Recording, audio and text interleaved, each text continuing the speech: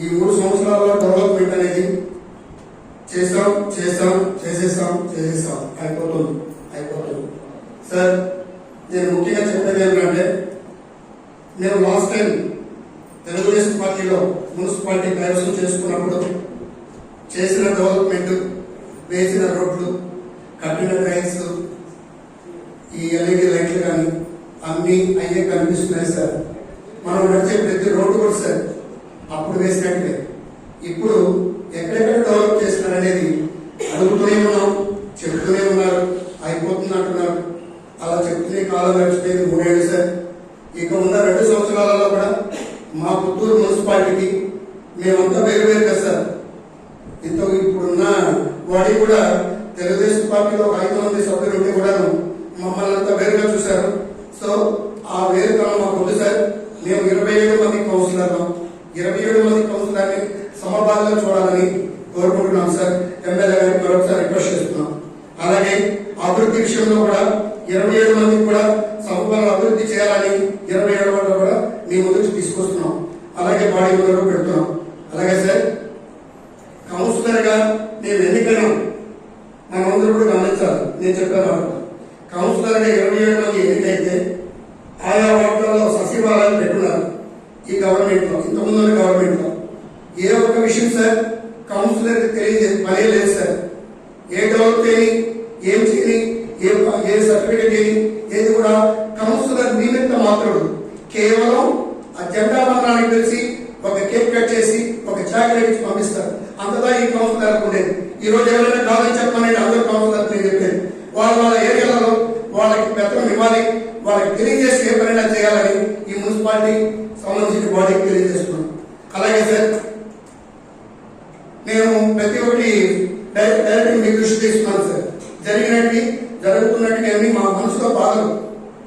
ఎందుకంటే నేను ఒకటే కాదు సార్, తెలుగుదేశం కౌన్సిలర్లే కాదు, వైసీపీ కౌన్సిలర్లు కూడా బయటికి చెప్పుకోలేకుండా మదన పడుతున్నారు సార్. ఈ ఒక విషయాన్ని మేము దృష్టిలో పెట్టుకోవాలి. కనీసం సొంతగానికి కూడా పనికిరారు సార్ కౌన్సిలర్లు. దేనికి సార్ కౌన్సిలర్ గా ఎందుకు అవ్వడం? ఎందుకు రావాలి? మేము ప్రజలసే ఎన్నుకోబడే కౌన్సిలర్ ప్రతి ఒక్కరికి కూడా మీరు విలువ ఇవ్వట్లేదు అనేది సభాముఖంగా తెలియజేస్తున్నాను. అలాగే సార్, మాకు ముఖ్యంగా కుక్కల పెడితే ఎక్కువ ఉంది సార్. ఈ కుక్కల పెడితే ఎన్నోసార్లు తెలియజేసిన కమిషనర్ గారికి ఇది వెంటనే చర్య తీసుకోవాలని, కుక్కల పెడితే తగ్గించాలని కోరుకుంటున్నాం. కుక్కలు, కోతులు ఇది చాలా చిన్న విషయం. ఇంకా డెవలప్మెంట్ అంటే ఎమ్మెల్యే గారు వచ్చినారు, ఇంకా వారి ఆధ్వర్యంలో మనందరూ కూడా ఫండ్స్ ఇచ్చేదాన్ని బట్టి డెవలప్మెంట్ చేసుకుంటాం. అలాగే సార్, ఇంకొక విషయం, 14th finance 15th finance amount వస్తుంది సార్. ఆ అమౌంట్ లో తీసి మీరు కరెంట్ బిల్లు ఎందుకు కడతారో నాకైతే తెలియటం లేదు. 14th ఫైనాన్స్ వచ్చింది దానిపై వాడాలి, 15th ఫైనాన్స్ వచ్చింది దానికే వాడాలి. ఏదైనా ఖర్చు పెట్టాలి, దానికే ఖర్చు పెట్టాలి. జనరల్ ఫండ్ అయితే మీరు ఖర్చు పెట్టండి. ఎందుకు ఆ డబ్బు ఇట్లా ఈ డబ్బు అట్లా ఖర్చు పెట్టాలి నాకైతే తెలియటం లేదు. ఈ విషయాన్ని కూడా మరి బాడీకి అలాగే ఎమ్మెల్యే గారికి కూడా తెలియజేస్తున్నాం సార్. ఇంకా 2 సంవత్సరాలు ఉంది సార్. ఈ 2 సంవత్సరాలలో మా మున్సిపాలిటీని మీరు ఒక కన్నుగా చూడాలని ఎమ్మెల్యే గారికి తెలియజేస్తున్నాం sir. Thank you. State level ఎక్కడ జరగని విధంగా కావాలి కమిషనర్ గారు సాక్ష్యాధారాలు ఉన్నాయి. బ్రహ్మాండంగా సీసీ రోడ్ వేయడం జరిగింది. ఆ తర్వాత ఎల్ఈడి లైట్ వేయడం జరిగింది.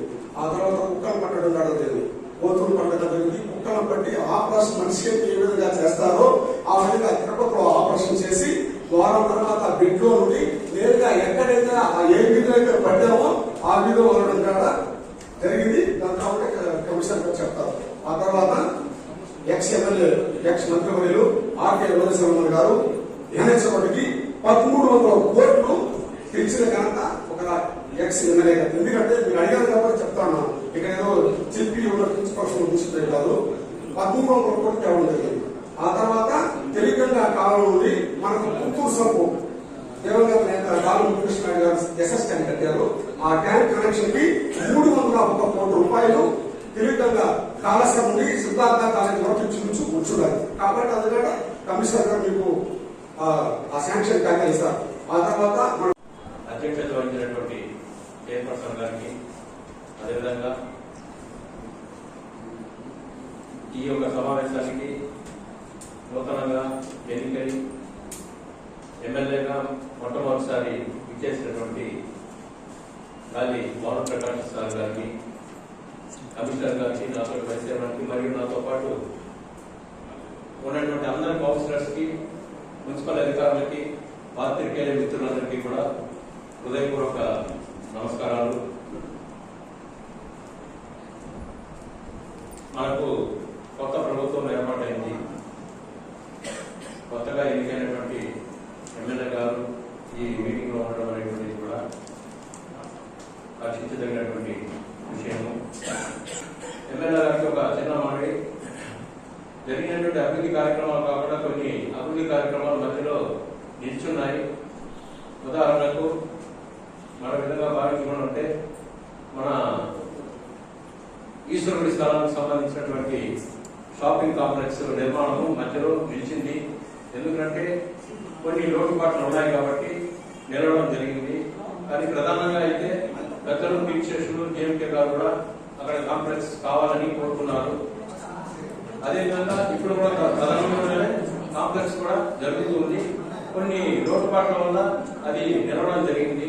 ప్రధానమైనటువంటి కోడలు కాబట్టి మీరు సహాయ సహకారాలు అందించి దాన్ని కంప్లీట్ చేస్తే ఖచ్చితంగా పట్టణంలో ఉండేటువంటి ప్రధానమైన కోడలి చాలా సర్వానుసమానంగా ఉంటుంది. అదేవిధంగా ఎండోమెంట్స్ డిపార్ట్మెంట్ కూడా తద్వారా ఆదాయాలు ఉంటుంది.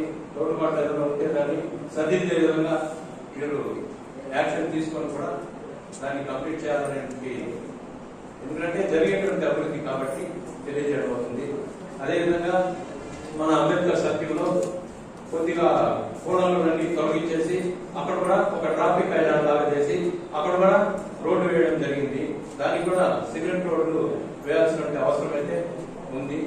దానిని కూడా మీ యొక్క సహాయ సహకారాలతో కంప్లీట్ చేయాలని చెప్పి సమాముఖంగా కోరుకుంటూ, దిగినా కూడా ధైర్యంగా ఇంటికి పోయే పరిస్థితి మనం తీసుకొచ్చే పరిస్థితి మనం కల్పించాలి. అది కల్పించడానికి మీ అందరూ కూడా సహకరిస్తారని చెప్పి, మీరందరూ కూడా నడిపిస్తారని చెప్పి పొద్దున్న కూడా ఆశిస్తా ఉన్నాం.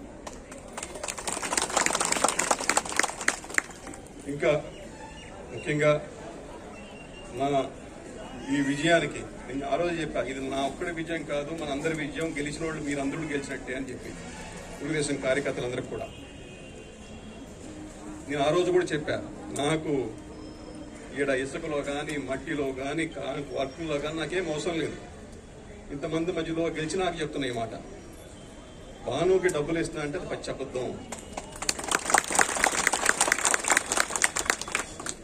మీరు డబ్బులు పోగొట్టుకున్నట్టే లెక్క. భానుకి డబ్బులు ఇస్తానంటే అది అబద్ధం, నేను తీసుకోవట్లేదు. ఏ వర్క్ అన్నా కానీ ఏదన్నా కానీ ఏదన్నా కూడా అది క్వాలిటీ వర్క్ అవ్వాలా, బాగా చేయాలా, మంచి సౌకర్యం చేయాలని చెప్పి ఒక ఉద్దేశం తప్పితే నాకు పర్సనల్గా ఏ ఇంట్రెస్టులు లేవు. మీరు కూడా కార్యకర్తలు చాలా మంది కష్టపడ్డారు, మీరంతగా బాగుండాలని చెప్పి ఆకాంక్షిస్తాంట. మీకు కూడా నా తోడ్పాటు ఎప్పుడూ ఉంటుంది. మీలో మీరు